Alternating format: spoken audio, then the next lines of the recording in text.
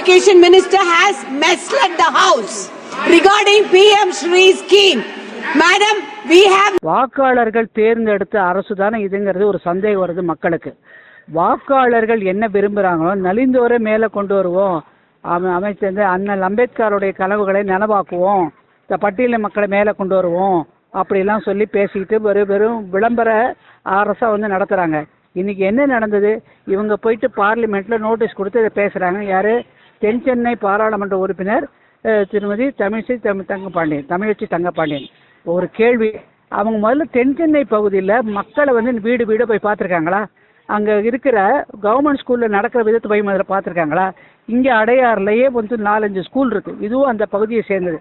அங்கே வந்து டாய்லெட் வசதி, அங்கே 1000 குழந்தைகள் இருந்தால் 2 பாத்ரூமு, பெண்களுக்கான நாப்கின் திட்டத்தை செயல்படுத்தலை.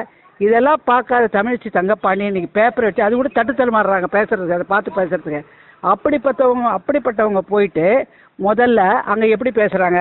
ஒரு ரிப்போர்ட் இன்னைக்கு வந்து இங்கே இருக்கிற மக்கள்கிட்ட வந்து கொண்டாந்து காட்ட முடியும். ஒரு வீடியோ எடுத்து காட்ட சொல்லுங்க. அடையார் தெருக்குள்ளே நான் நடந்தேன், அடையாறில் இருக்கிற நலிந்தோர் பக்கத்தில் போய் பார்த்தேன், அவங்கள விசாரித்தேன், அவங்க வந்து இந்தி திருப்பின்னு சொல்கிறாங்க, அதனால் எங்களுக்கு வேண்டாம் அப்படி பாராளுமன்றத்தை பேசினாங்களா? எங்கே பேசுவாங்க? சும்மா புரளி போயிட்டு சொல்கிறாங்க. நான் இப்போ கேட்குறேன், தமிழிசை தங்கப்பாண்டியனுக்கு இந்த மாண்புமிகு கல்வித்துறை அமைச்சர் வந்து பதிலளிக்கிறார். பதிலளிக்கிறது அவர் என்ன சொல்கிறாரு? தமிழக அரசு ஒத்துக்கொண்டு இப்போ பின்வாங்குகிறேன்னு சொல்கிறார். உண்மையை பேசுகிறாரு. இப்போ ஒரு சீஃப் செக்ரட்டரி கையெழுத்து போடுறச்ச முதலமைச்சர் பர்மிஷன் இல்லாமல் சீஃப் செக்ரட்டரி கையெழுத்து போடுறாரு கமிட்டியில் அமைக்கிறதுக்கு. ஒரு கமிட்டி எடுக்கிறவங்களுக்கு நீங்கள் முடிவு எடுத்துட்டீங்க, இப்போ எப்படி பொய் சொல்கிறதுன்னு சொல்லிட்டு சூப்பர் பொய் சொல்கிறாரு. அவங்க பொய் சொல்கிறான்னு சொல்லி மத்திய அரசு பொய் சொல்லிடுதுன்னு சொல்லி தமிழக அரசு சொல்லுமே. ஆனால் அவங்களுக்கு சட்டத்திட்டம் தெரியாதா? RS பாரதி பேசுகிறாரு, வில்சன் ஆயிரத்தில் பேசுகிறார், அவரு ராஜ்யசபா எப்படி தானே பிரிவிலேஜ் மோஷன் கொண்டு வர முடியாது தானே? பொய் சொல்கிறாரு. அவரை வந்து MP பதவியை ரத்து செய்யணும், அவர் அமைச்சர் பதவியை ரத்து செய்யணும், அப்படி சபாநாயகத்தை பண்ணி பிரிவிலேஜ் மோஷன் மூவ் பண்ண வேண்டியதானே? ஏன் பண்ணலை? ஏன்னா பண்ணால் தோற்று போயிடுவாங்க. டாக்குமெண்ட் இங்கே இருக்குது, பொது வெளியில் இருக்குது. PMCக்கு ஒத்துக்கிறோம், கொஞ்சம் வீட்டை போட்டிருக்கோம் சார். அப்போ பணம் கொடுக்கல. யாருடைய பணத்தை கொடுக்கல? மக்களுடைய வரி பணம். இவங்க பணத்தை கொடுத்து வச்சுருக்காங்க. நீ மக்களுடைய வரி பணத்தை இன்னைக்கு மெட்ரோவோட செகண்ட் ஃபேஸ்க்கு கொடுக்குறேன்னு சொன்ன போது உடனே தமிழக பாஜக மாநில தலைவர் உடனே சொல்லி ஒரே நாள் பிரதம மந்திரிட்ட சொல்லி வாங்கி கொடுத்தாரு. தொகை 42. அது இவங்களுடைய பணமே இல்லை, இதுக்கு இவங்க பங்கே கிடையாது.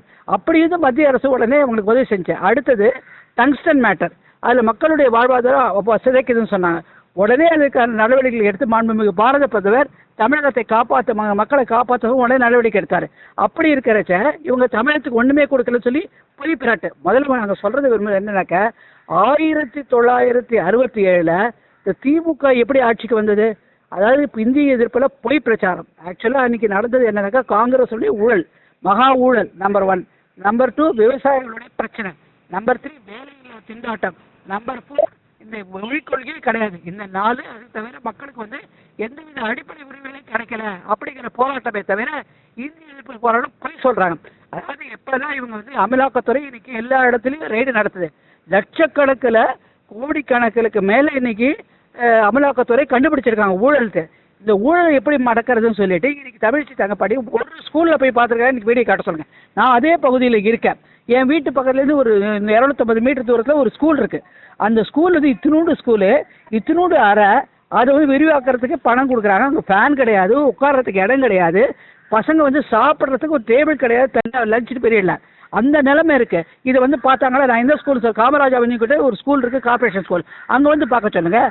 அதுவும் தாண்டி நீங்கள் 3வது மொழி கொள்கை வேணாம்னு சொல்லிட்டு எப்படி மேயர் வந்து ஃப்ரெஞ்சு மொழி கற்றுக்கிறதுக்கு கையெழுத்து போட்டிருக்காங்கன்னா இங்கே இருக்கிற கார்பரேஷன் ஸ்கூலில் பிரெஞ்சு மொழியை அயலாட்டு ஆங்கிலம் இது போதுங்கிறவங்க ஏன் தேசிய பற்றோடு தேசிய மொழிகளை ஏற்றுக்கிறதுக்கு மறுக்கிறாங்க? 1. 2வது, இன்னைக்கு பேசின தமிழிசை தங்கப்பாண்டியன் நாளைக்கு இங்கே இருக்கிற தொகுதி மக்களை நேரம் வந்து பார்க்கணும். ஒவ்வொரு ஸ்கூலுக்கும் நாங்கள் வரதுக்கு கூட தயாராக இருக்கோம். இங்கே இருக்கிற பகுதி மக்கள் இங்கே மழை காலத்தில் மழை வடிகால் போடுற போது எட்டி கூட பார்க்கல. இங்கே வந்தபோது இங்கே இருக்கிற மக்களை அடித்து விரட்டினாங்க. யார்? முதலமைச்சரையும் போகலாம். ஏங்க கேரளாவுக்கு போகிறதுக்காக நீங்கள் MP யாருங்க? இதை நாங்கள் ஃபோன் பண்ணியே கேட்டோம். அதுக்கு பதில் இல்லை. கேட்டால் ஒரு வைகோவுடைய பேரன் கல்யாணத்துக்கு பாருங்கள். பேரன் கல்யாணம் முக்கியம். மழை காலத்தில் பிரசவத்துக்கு போக முடியாதுனால மக்கள் இருக்காங்க. தமிழிசை தங்கப்பாண்டியன் இந்த ஏரியாவுக்கு வந்ததே கிடையாது. அடித்து நாங்கள் சொல்லுவோம், எங்கே வேணாலும் சொல்லுவோம். எங்களோட ஒரு ஃபோட்டோ எடுத்து காட்ட சொல்லுங்கள். ஒரு ஸ்கூலில் வந்து பார்த்தாங்க, கவர்மெண்ட் ஸ்கூலில் இந்த வசதிகள் குறைவாக இருக்குது, அதை எடுத்துக்கிட்டு போய் நிவர்த்தி செஞ்சாங்க. ஒரு ஃபோட்டோ காட்ட சொல்லுங்கள் தென் சென்னையில்.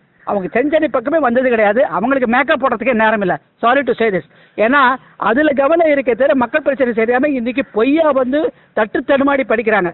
தட்டு தடுமாடி படிக்கிற இவங்க எப்படி வந்து ஏழை மக்களுடைய கல்வியை பற்றி நீட்டு ரத்துன்னு சொல்லிட்டு என்ன பண்ணீங்க? நீட்டு ரத்து முதல் கையெழுத்துனேன். நீங்கள் போட்டுட்டு தீர்மானம் போட்டு நீட்டு ரத்து உங்களால் கையெழுத்து சுப்ரீம் கோர்ட் ஜட்ஜ்மெண்ட் உங்களால் கையெழுத்து போட்டு ரத்து பண்ண முடியுமா? ஊரை ஏமாத்தலையா? இப்போ 4வது வருஷம் என்ன சொல்கிறீங்க?